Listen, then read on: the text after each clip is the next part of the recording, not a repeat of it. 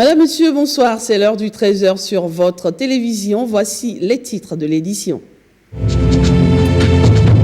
Le président Patrice Talon est au Sénégal. Il prend depuis jeudi part à la réunion sur le financement des actions de sécurité et de lutte contre le terrorisme dans l'espace UEMOA.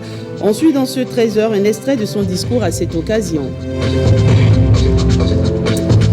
Fin de la première session ordinaire des négociations gouvernement-syndicat. Les deux parties ont ainsi pu échanger sur quelques sujets visant l'amélioration des conditions de vie des travailleurs. On fait le point de cette rencontre dans ce journal. Enfin, plus de 2 semaines après la rentrée, certains établissements manquent d'enseignants. Le cadre d'études dans certaines écoles laisse également à désirer. Le constat est fait par une de nos équipes.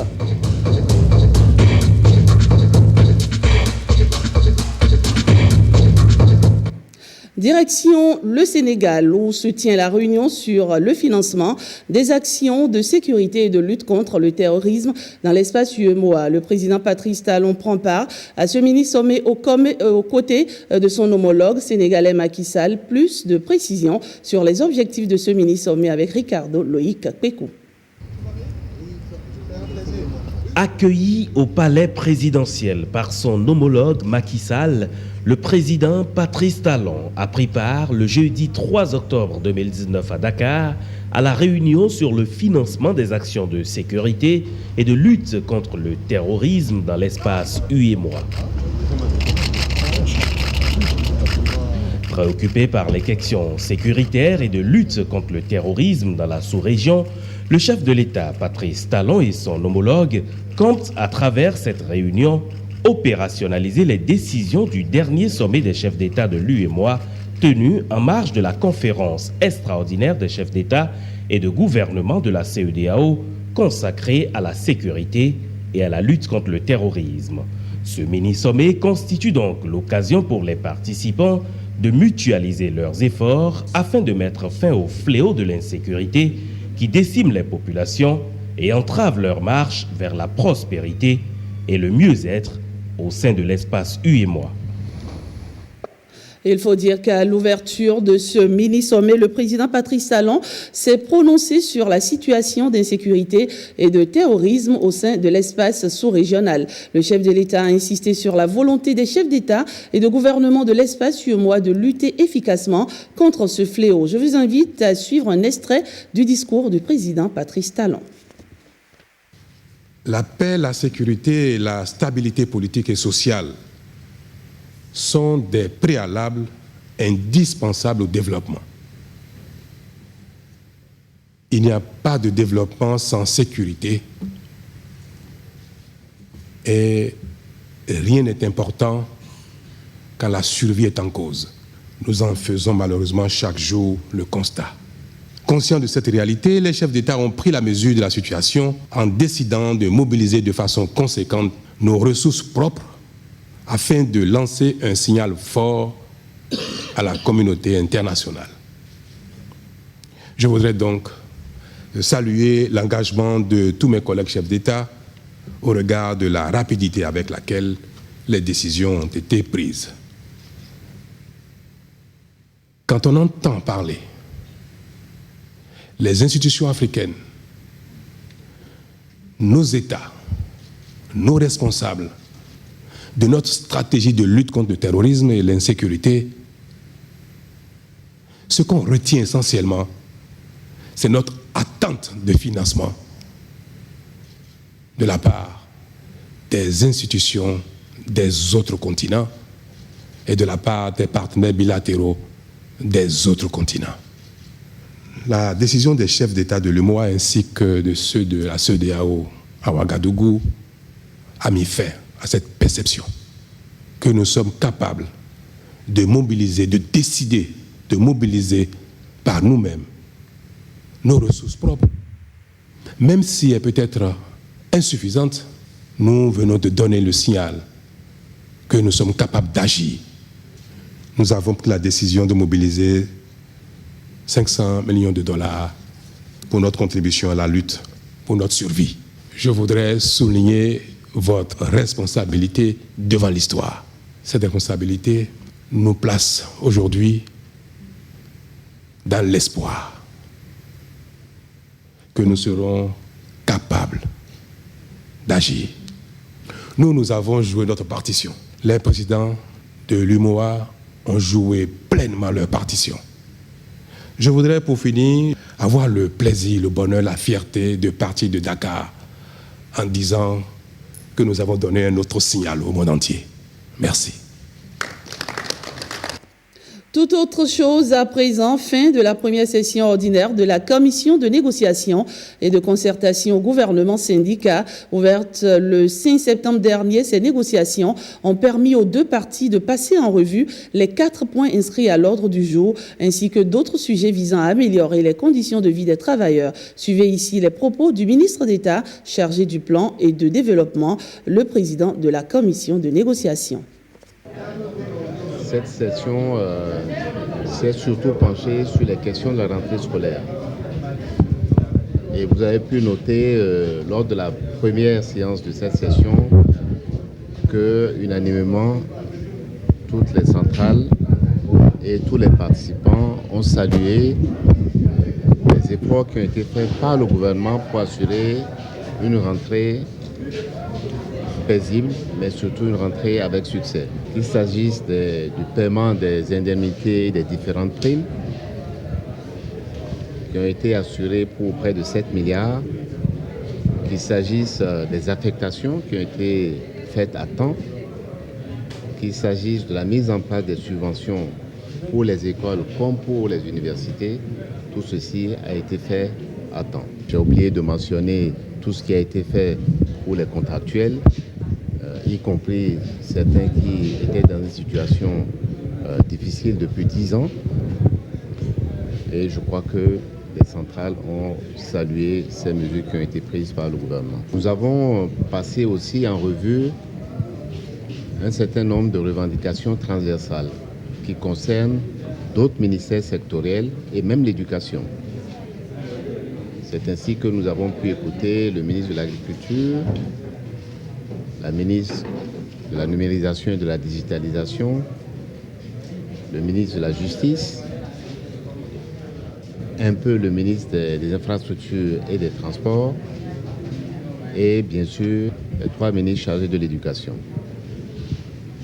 Là aussi, nous avons noté toutes les avancées consacrées par le gouvernement à travers beaucoup de mesures. Et je veux rappeler que pour le budget de l'année 2020, c'est des mesures sociales qui consomment plus de la moitié du budget de l'État. Voilà en résumé ce que je peux vous dire. Et nous terminons cet après-midi sur ces points, sur une note optimiste. Parlons maintenant des audiences à l'ARAC. Le président de la Haute Autorité de l'Audiovisuel et de la Communication a reçu dans son cabinet le ministre de la Communication et de la Poste ainsi que l'ambassadrice des États-Unis près le Bénin. Prosper Moretti a échangé avec les deux personnalités sur des sujets d'intérêt commun. Le reportage. Près d'une heure d'échange sur des sujets d'intérêt commun. Cette première visite de Alain Orunla à Prosper Moretti augure du renforcement de la collaboration entre le ministère de la Communication et l'institution régulatrice des médias. C'est l'autorité suprême de régulation des secteurs dont nous avons la charge dans l'exécutif et donc il était de bonne loi que nous allions nous présenter. Et fort heureusement, on n'est pas resté à une visite symbolique, nous avons abordé des questions de fond. C'est-à-dire que nous avons profité de cette opportunité pour rentrer dans ce que nous appelons les grandes orientations que nous entendons donner à ce département ministériel, à savoir une professionnalisation plus accentuée donc des différents métiers de la communication et surtout des modalités de régulation de l'espace et du paysage audiovisuel afin que nous ayons une production de qualité. Je vous ai parlé de professionnalisation, ça vous touche, c'est-à-dire qu'il va y avoir un accent sur ce que nous appelons le renforcement de capacité, parce que la production n'est pas encore à l'image et à la hauteur de ce que nous souhaitons. Donc nous voudrions pouvoir vous donner les moyens d'améliorer la qualité de ce que vous faites. Nous avons parlé également des défis que nous lance les avancées technologiques que nous subissons, plus ou moins, c'est-à-dire le passage de l'analogique au numérique et donc les conséquences qui résultent de l'implantation de la TNT. Voilà les questions dont nous avons parlé. Évidemment, tout ne peut pas être abordé, bouclé en une séance. Nous avons manifesté notre disponibilité à travailler main dans la main avec l'institution, sans accroc, pour le bien-être des usagers et de nos compatriotes.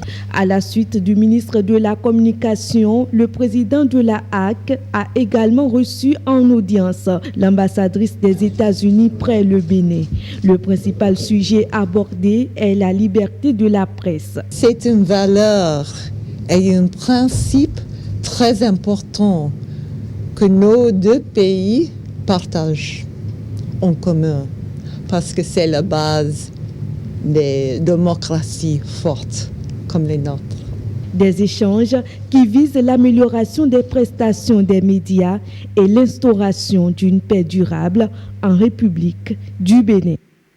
Et puis vous le savez, cela fait plus de 2 semaines que les apprenants ont repris le chemin de l'école. Mais dans certains établissements, le cadre d'études laisse à désirer. Le comble, c'est le manque d'enseignants dans certaines matières. C'est du moins le constat fait par William Tchoki au CGD de Godomè. Une salle de classe à moitié décoiffée. À l'intérieur, des élèves de la classe de 3e en plein cours. Ils doivent au quotidien affronter les intempéries, la pluie, le soleil, le vent et aussi le bruit des alentours. Mais si la pluie tombe et l'eau rentre dans notre salle et il salit nos tables et puis nos cahiers. Ensuite, dans la salle où nous sommes, s'il fait soleil, il y a la chaleur qui nous attend. Et puis, si nous faisons un peu de cours, il y a les gens qui sont dans la cour qui nous dérangent. Une difficile concentration pour ces apprenants. La plupart de leurs salles de classe, comme le montrent ces images, sont construites en matériaux précaires. Le problème d'infrastructure d'accueil se pose à notre niveau.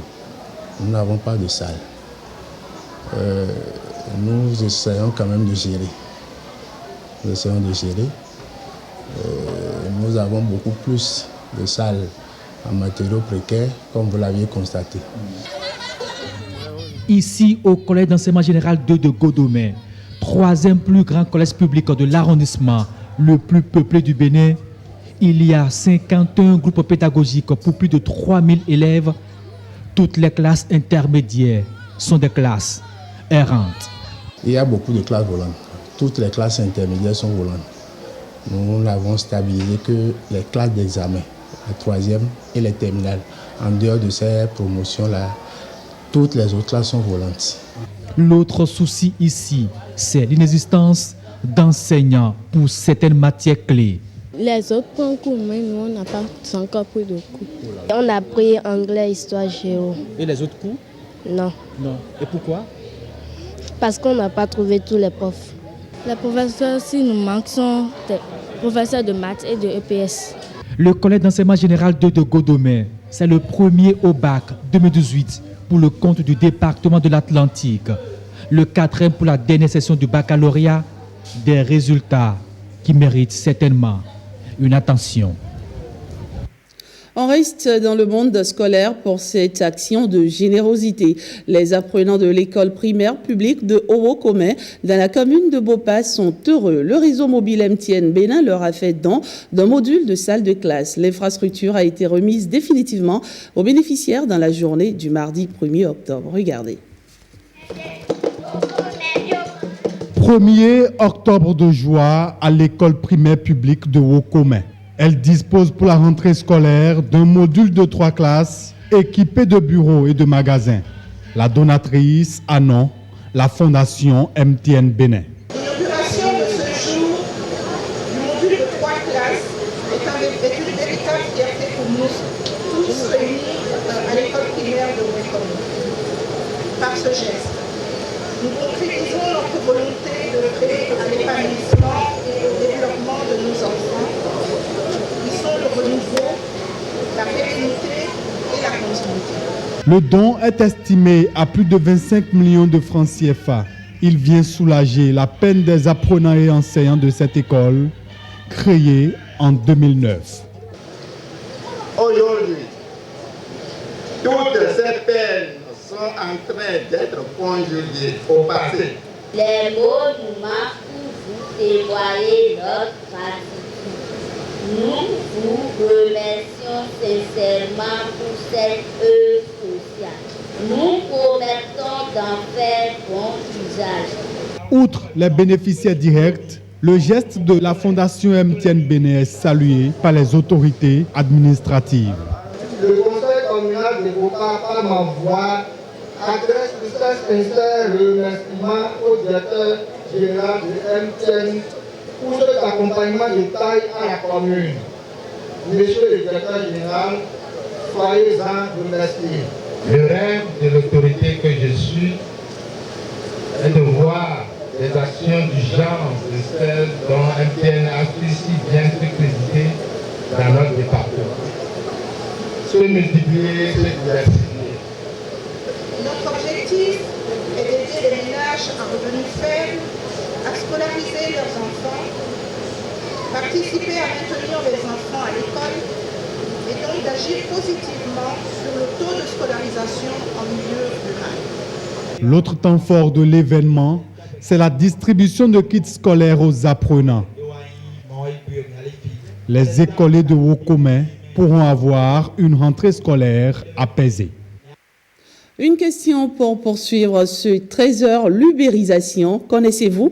Eh bien, elle gagne Cotonou. Il s'agit de la digitalisation des services de transport qui conquiert de plus en plus le cotonois et celui-ci le délaisse au détriment des taxis traditionnels. Désormais, et c'est la nouveauté, on attend son taxi à son bureau, à son domicile ou encore au lieu de son choix, ce qui visiblement influence négativement les autres moyens de transport. Rebecca Kendiaoudé, Igor Agossor, Ayossor et Louis Koudobo se sont intéressés au sujet.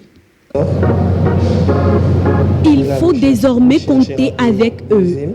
3 clics sur votre smartphone ou un appel, largement suffisant pour les démarcher. Les minutes qui suivent, ils vous retrouvent et vous êtes servi avec célérité. Les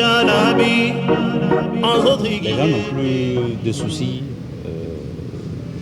à sortir ou à faire une sortie, ou quand il pleut, ou est-ce que je pourrais avoir un taxi maintenant? Non, les gens n'ont plus de soucis. Ils savent qu'aujourd'hui, dès qu'ils ont besoin d'un taxi, ils peuvent appeler le taxi, peut venir les prendre de chez eux ou aller là-haut. Les passagers semblent bien satisfaits de ces nouveaux moyens de transport dotés de ces services digitalisés et directifs. Ils les adoptent et pour cause.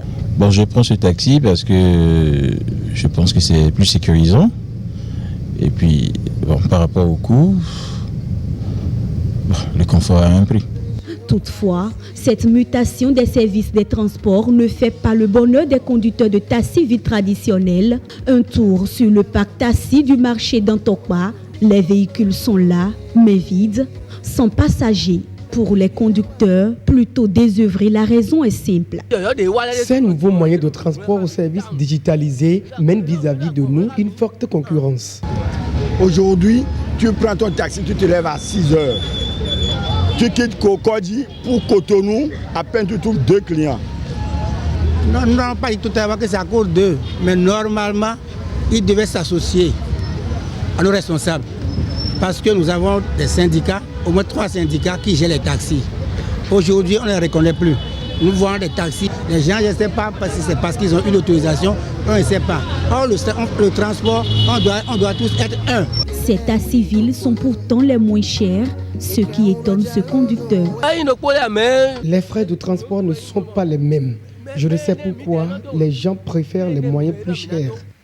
Il faut reconnaître que avec l'exigence actuelle des clients et l'évolution des nouveaux modes de transport, les moyens utilisés ont commencé par perdre de valeur pour plusieurs raisons. Vous savez, ces moyens qu'on avait utilisés parce qu'on n'avait pas d'autre choix, on s'en est accommodé. Il n'y avait pas le confort qu'il faut, il n'y a pas l'intimité qu'il faut, vous n'arrivez pas à aller à temps à votre lieu de préférence parce que c'est du co-transport. Donc vous n'êtes pas seul dedans. Il y a des détours qui se font. Aujourd'hui, avec le temps qui est devenu très précieux, avec la sécurité aussi qui est rentrée en ligne de jeu, les nouveaux moyens ont pris effectivement progressivement la place des anciens. Parce qu'aujourd'hui, vous avez le confort. Vous prenez votre taxi avec votre petite famille, vous vous retrouvez seul, vous vous retrouvez en sécurité et avec tout le confort qu'il faut. Et vous allez à destination à temps réel. Il n'y a pas de détour à faire.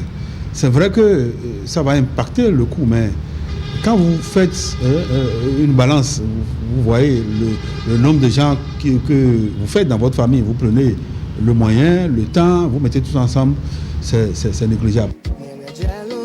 Victimes du progrès, Jean et les siens se morfondent encore sur le parc de Dantokwa. Ils attendent une alternative entre la modernisation des gares routières, le renforcement du transport en commun et la réorganisation du secteur. Mais pour l'heure, la tendance n'est pas prête de s'inverser. La digitalisation des transports continue sa progression. Eh bien, cette digitalisation s'invite également dans le monde de l'agriculture. L'utilisation des drones dans ce domaine devient récurrente et effective dans les pays en voie de développement. Un atelier d'échange et de partage démarré ce mercredi a permis aux différents acteurs nationaux et internationaux de discuter sur la digitalisation de l'agriculture, suivant le reportage de Océane Amoussou. Rendre plus performant et compétitif le secteur agricole au Bénin et dans la sous-région. Cet atelier sera pendant une semaine un cadre de réflexion et de partage d'expériences sur les contraintes et défis liés à l'utilisation des drones dans le secteur de l'agriculture. C'est une initiative financée par le groupe Global Partners et soutenue par l'Union européenne. Les drones offrent de nombreux avantages. Déjà, avec les drones, les producteurs peuvent avoir une meilleure idée par rapport à leur champ. Si par exemple il y a une attaque au niveau du champ, avec les drones, nous pouvons facilement, n'est-ce pas, savoir quel est le type d'attaque. Est-ce que c'est lié à l'eau? Est-ce que c'est lié à des pestes? Ou c'est lié à un manque de fertilisation? Donc ce que nous faisons, c'est en fait d'utiliser les drones qui ont des senseurs qui permettent de pouvoir identifier ces attaques très tôt. Et en offrant les solutions aux producteurs, nous espérons qu'ils pourront améliorer leur rendement, améliorer également, n'est-ce pas, leur revenu, parce qu'un rendement qui est amélioré va se traduire nécessairement par un revenu beaucoup plus important. Exploiter bien sûr la puissance des technologies émergentes serait, selon le ministère de l'Agriculture, l'une des solutions les plus infaillibles. L'agriculture, telle que ma génération l'a connue, est en train de changer, et ceci grâce aux innovations technologiques portées par les jeunes. Au Bénin, par exemple, le secteur agricole occupe environ 70% de la population active, contribue pour près de 22% au PIB, fournit environ 75% des recettes d'exportation et 15% des recettes de l'État. Avec les drones, il est désormais possible de mieux suivre l'évolution des cultures, même dans des zones inaccessibles à l'homme, d'anticiper les problèmes tels que les attaques des pestes, d'effectuer avec précision l'épandage des engrais et des pesticides en protégeant l'homme, de calculer les rendements des cultures avec plus de fiabilité. Les drones sont une innovation qui peut accroître le développement agricole tant au Bénin que dans la sous-région. Cette nouvelle orientation facilitera la mise à la disposition des producteurs en temps réel des services liés à la cartographie, la gestion des risques de catastrophes naturelles, avec pour corollaire l'émergence de nouveaux acteurs économiques au service de l'agriculture. On termine ce journal avec l'ONG Passerelle. Elle s'engage pour le renforcement du système sanitaire au Bénin. Par son biais, 50 formations sanitaires voient leur maternité dotée de matériel. La cérémonie officielle de remise a eu lieu ce jeudi 3 octobre 2019 à la direction départementale de la santé du Mono. Ghislain Kogué, Igor Ayoso.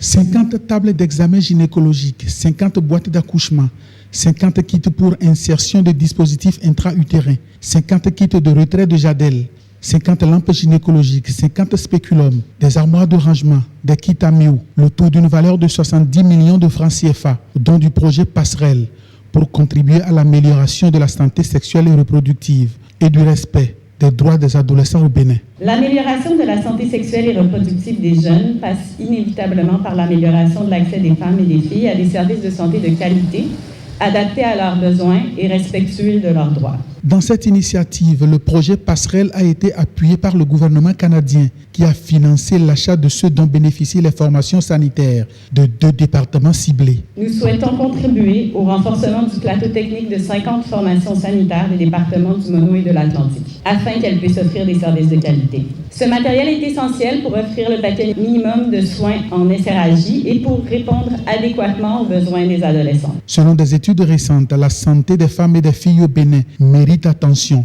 C'est la source de motivation du gouvernement canadien quant au financement de ce don. L'état de santé des populations du Bénin est préoccupant et cela l'est particulièrement plus pour les femmes et les filles qui souffrent de manière accrue des enjeux auxquels fait face le système de santé, notamment en ce qui a trait à la santé sexuelle et reproductive, tel l'accès à des services périnataux de qualité et aux moyens modernes de contraception.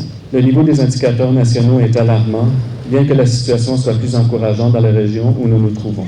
Cette action du projet Passerelle rentre dans le cadre de l'accompagnement du gouvernement par ses partenaires en ce qui concerne l'amélioration du système sanitaire au Bénin, plus particulièrement les soins périnataux. La jeunesse est le fer de lance d'une nation. Aucun pays ne peut véritablement se développer sans les jeunes. Au Bénin, ils représentent plus de la moitié de la population. C'est pour cette raison que le gouvernement a hissé au rang de ses priorités les questions touchant à la jeunesse.